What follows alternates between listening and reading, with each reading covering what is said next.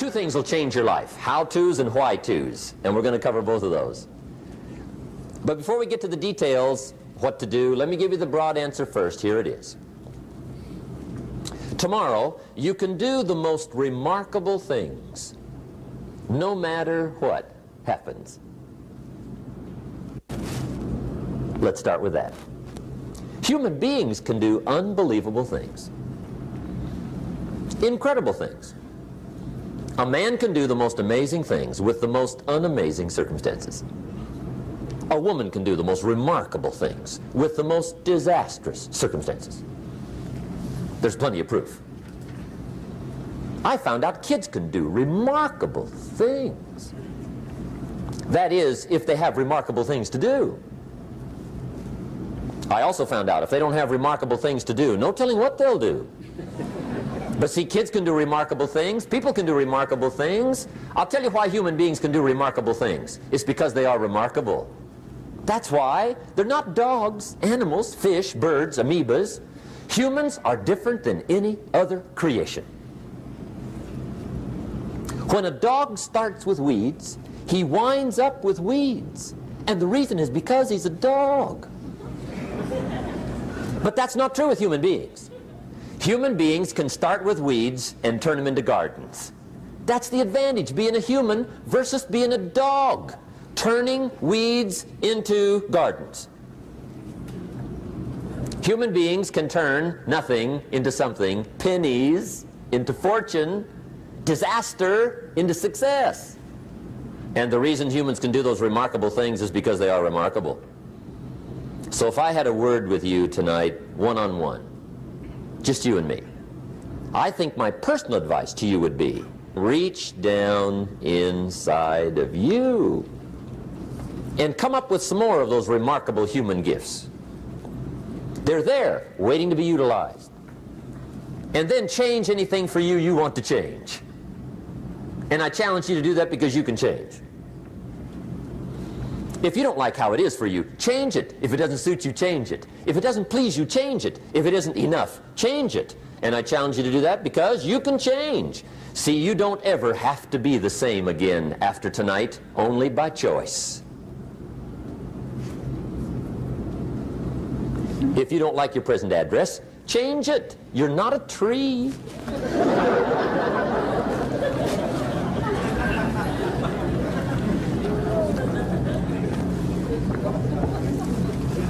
Now, let me give you 3 steps to personal development. Let's get down to the nitty-gritty.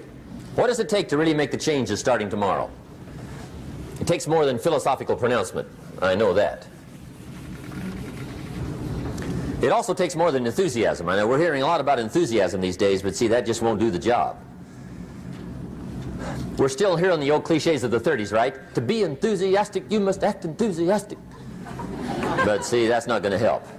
After you have leaped about, there are some things you've got to do, or it isn't going to change. See, you can get all excited about lifting 200 pounds till you get to the gym. And then you need a new excitement. And the new excitement is called discipline. Major step to human progress. Discipline. If there's one thing to get excited over, that's it. Get excited over your ability to make yourself do the necessary things. What could you make yourself do starting tomorrow that would change it all? No! Tell it. Now, see, that's exciting. On any given day, you can massively change the direction of your life. Murder is a clear example that any one person on any given day can forever alter the course of their life. It just happens to be a negative act. But just as sure as you can commit a negative act, you can also commit a positive act and forever alter your life, whenever you wish. Now that's exciting. And whatever that act might be that changes your life. The guy finally takes a shotgun to his car and blows out every window, destroys every tire, puts 100 rounds in this shabby old thing. And he says, I have driven this embarrassing thing for the last time. And not only will I never drive it again, nobody else will ever drive it again. And he lets that shuddering thing stand there for a while as a monument to the day he said, today my life changes. Now who can do that? Anybody. When can you do it? Whatever day you pick.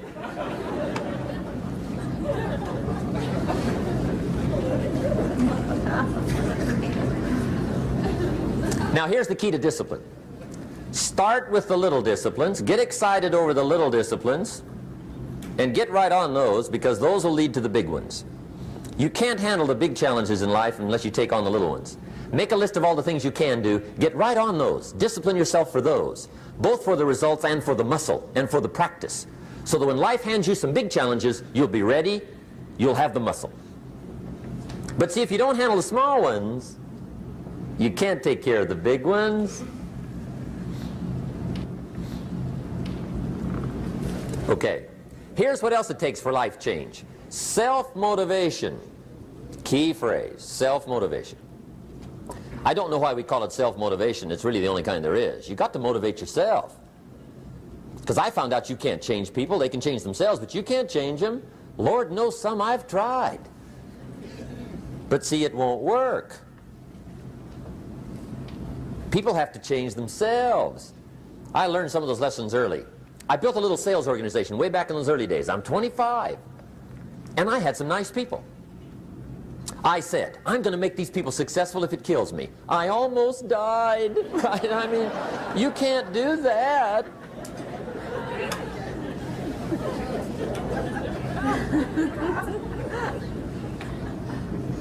See, I've discovered this. Good people are not trained, they're found. You find good people. You don't make them good, you find them good. Training really is for the purpose of finding good people. You don't need much instruction for a good person. Too much training probably means you got the wrong people.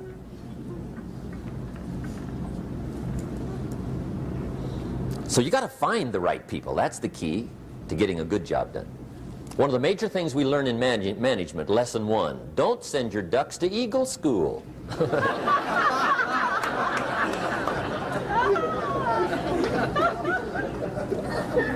Because it won't help. I mean, I'm telling you, it won't help, no matter how good your school is. And the little eagle badge and little eagle hat, I'm telling you, it won't help. It won't help. You can tell whether your school's done any good, right, is when it's over, right? The duck goes for his first rabbit and makes him a friend. You say, no, no, no. Anyway, so it takes self-motivation to really alter your life. And you don't want to give self-motivation away to somebody else and make it somebody else motivating you. The guy says, boy, if somebody just come by and turn me on. What if they don't show up? Right? See, you got to have a better plan for your life. Okay. Now, if you're excited and you're ready to change, let me give you 3 steps to start life change that can change your life, your personality, your lifestyle, everything can change. Here's the steps. Number 1, find out how things work. The first key to doing better is find out. To change your life, really, you need ideas. There isn't anything an idea can't change. And Schoaf taught me the major problem is lack of an idea, not a problem. At first I didn't have any money. I said to Mr. Schoaf, I don't have any money. He said, that's not a problem. Now see, up until then I always thought it was. Right? I was confused. He said, no, no, the problem is lack of an idea on how to create money and wealth. It isn't lack of money, it's lack of ideas. So if you get the ideas, see, you can change anything. Now to get ideas, you need a constant study of finding out. Now Schoaf also said, when you find out something that works, put the information in your journal. Don't use your head for a filing cabinet. Put it in your journal so that you can do the next best thing. Repetition, repetition, repetition. Go over it. And if you repeat it, go over it, sure enough, someday, some mysterious day, the idea takes root, starts to grow, and shows up in your bank account, and your dress, and your personality, and your lifestyle. But capture the ideas in your journal. Find out how things work. Shoaff gave me this word for my life change. He said, study. Great word. If you wish to be successful, study success. If you wish to be happy, study happiness. If you wish to be wealthy, study wealth. Don't leave it to chance. Make it a study. Some people just go through the day with their fingers crossed. See, that won't do it. You've got to study the things that can change your economic, social, spiritual, personal life. Now, here's a qualifying phrase. And we'll have several of these qualifying phrases throughout the seminar. Here's the first one. You may not be able to do all you find out. I understand that. You may not be able to do all you find out, but you should find out all you can do. See, you don't want to wind up at the end of your life and discover that you've lived only 1/10 of it. And the other 9/10 went down the drain. Not for lack of opportunity, for lack of information. So that's number one, find out how things work. Now here's the best human virtue for finding out, curiosity. Make a note of that. Curiosity. Be curious. You might add a word to it that'll help. Childish curiosity.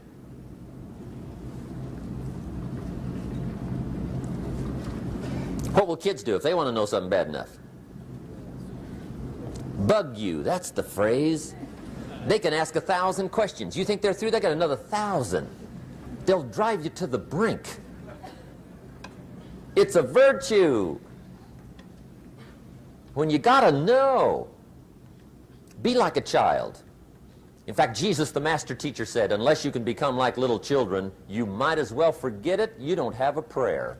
Excellent advice. You gotta be like children. 4 ways, in my opinion, to be like a child. Number 1 is curiosity. Number 2 is excitement.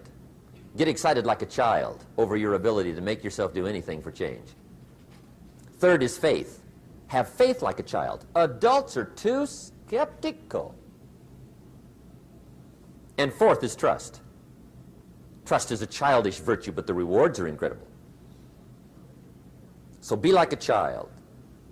Now, if you're curious, let me give you 3 ways to find out how to change anything. Any life direction, any dimension. Here's 3 ways to find out how to change anything. Number 1 is to read. Become a good reader. All of the successful people I know and work with around the world, they're all good readers.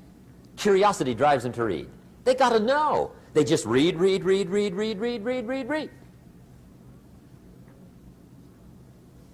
Become a good reader. Now that's my opinion. Listen to the other lecturers and listen to me and make up your own mind. Don't be a follower, be a student. Okay? I say, really, for life change, you got to read. One way to learn is from your own experiences, but another way to learn is from other people's experiences. See, one book might save you 5 years if you read it. Did you know there's books on how to be stronger, more decisive, be a speaker, be a leader, have a better effect on other people, develop your personality? Did you know there's books on that? And people don't read them? How would you explain that? And they can read? Did you know that hundreds of successful people have written their stories in books and they wrote down how they did it and people don't read it? How would you explain that?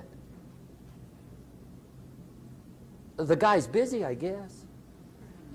You know, you get tied up.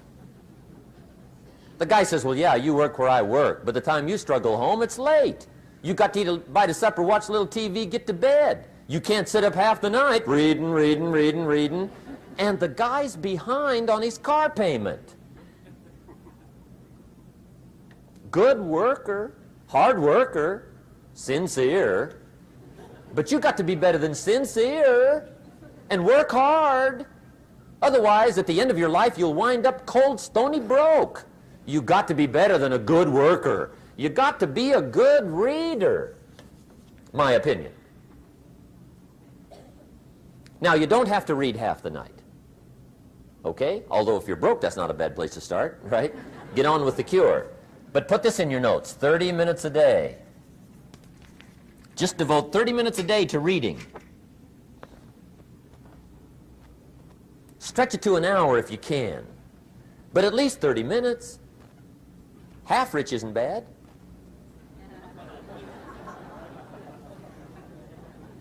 "30 minutes a day, read something positive, something challenging, something inspirational, something instructional. At least 30 minutes a day." And here's the next clue. Every day.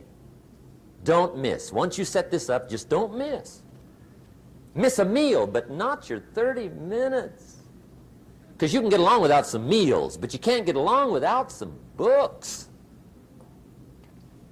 There's a Bible phrase that says humans cannot live on bread alone or just food. It says the next most important thing to food is words. Words nourish the mind. Makes us different than animals and dogs. Words nourish the soul. So humans have to have food and words in order to be happy and healthy. I told my staff the other day, some people read so little, they've got rickets of the mind. They're undernourished mentally. So to get a good diet of words, I suggest good reading habits, 30 minutes a day. Now, some people don't read because they don't read well. I understand that. And the national average is fairly poor. People have fairly poor reading skills. They're still trying to operate on awkward old skills of the past, right? Reading one word at a time. And with such poor skills, when you read, the mind usually wanders. Because you can think about a lot of things. The mind is an incredible mechanism. And if you read poorly, the mind wanders around thinking of other things while you're trying to read. Did you ever read a page and wonder what it said? Right? Say, I got to read that again. Right? That's because the mind is just doing this job, right? Just wandering around. Did you ever read yourself to sleep? See, that's another problem. The mind says, who needs this? Just shuts off, right? Untaxed, right? Poor skills. Or a guy looks at a book, 500 pages, and says, no use starting, right? I mean, I'd never get through this one. Anyway, in our weekend seminar, we take a whole section, about 2-3 hours, and we go through reading skills. How to read a book a day is the title of that subject. And I'll tell you what, if you can read a book a day, it'll change your whole life. I mean, a book a day will change your whole life. Expose yourself to a whole variety of things. Spiritual, moral, personal, economic, history, geography, everything. I mean, you can really change if you read a book a day. So you might want to attend the weekend, get in on those reading class skills. It's incredible. A book a day will change your life. But hey, whether you read slow or fast, or whether you read awkwardly or whether you read well, here's the key. Read. Don't miss. Here's what reading is. Reading is tapping the treasure of ideas. That's what reading is. Tapping the treasure of ideas. And ideas can change any part of your life. And if you've got a good excuse not to tap the treasure of ideas at least 30 minutes a day, or spend the money and get the books, I'd love to hear it. Some people have excuses you wouldn't believe. I say, John, look, I got this gold mine. I got so much gold I don't know what to do with it all. Come on over and dig. John says, I ain't got a shovel. I say, well, John, get you one. He says, you know what they want for shovels?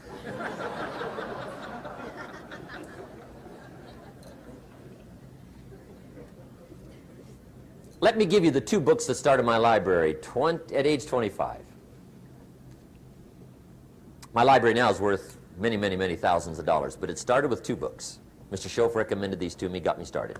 Schoaf said, become self-educated. He said, standard education will get you standard results. And you can check those numbers and see if that's what you want. But if you want to go beyond that, you now have got to become self-educated. So he got me started on my library. He said, one of the ways is build your library. Now, I had a Bible, right? That was 66 books, so that's a pretty good deal. But here's what else he recommended. He said, number 1, get the book, Think and Grow Rich, by Napoleon Hill. Think and Grow Rich, if you don't already have it. The title should intrigue you. Think and Grow Rich. I found that book in a secondhand bookstore. I paid 47 cents for it. I've still got it. It's one of the rare hardback covers. I read it several dozen times.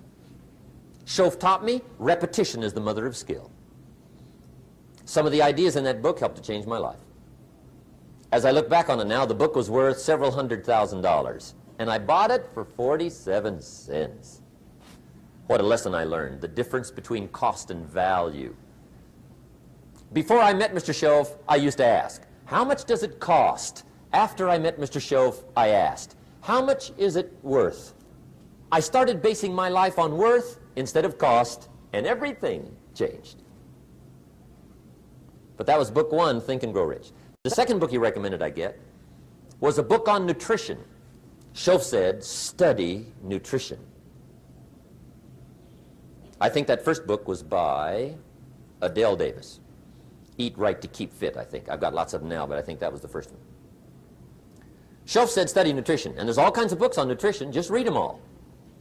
Some are a little weird, but read them all. Right? If you're weird, do the weird stuff. I mean, whatever. But read them, then make up your own mind. Remember, don't read and become a follower. Read and become a student. Make up your mind, find a plan that works good for you, but get the books on nutrition. Here's what Mr. Schoaf said to me. Vitality plays an important part in doing well. Vitality.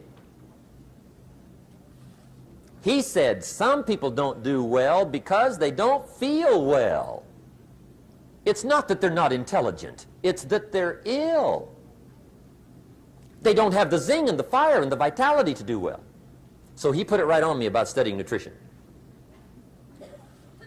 He said, Jim, you wouldn't believe it. He said, I got this friend of mine raises racehorses. The guy's got 9 books on how to feed horses. He does not have a book on how to feed himself. He said, my friend studies horse nutrition. Studies it. Vitamins, minerals, trace minerals, protein, amino acids, carbohydrates, fats, enzymes, proper balance for his horses. Schoaf said, he's a fanatic. And he said, you ought to see his horses. They're magnificent, beautiful, powerful animals. They can run like the wind.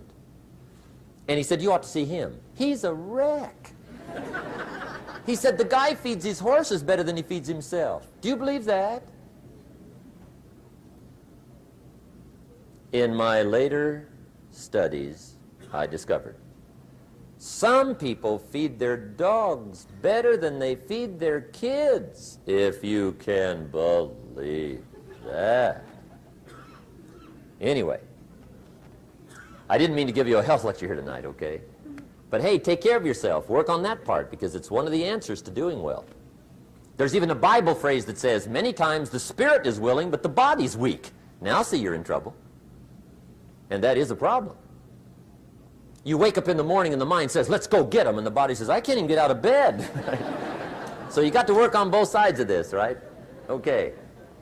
But get your library started. Get the books. Put it together. Books are the trademark of civilization. It's fascinating to walk into someone's home and browse through their library because your library says something about you. So put your reading together. Very important.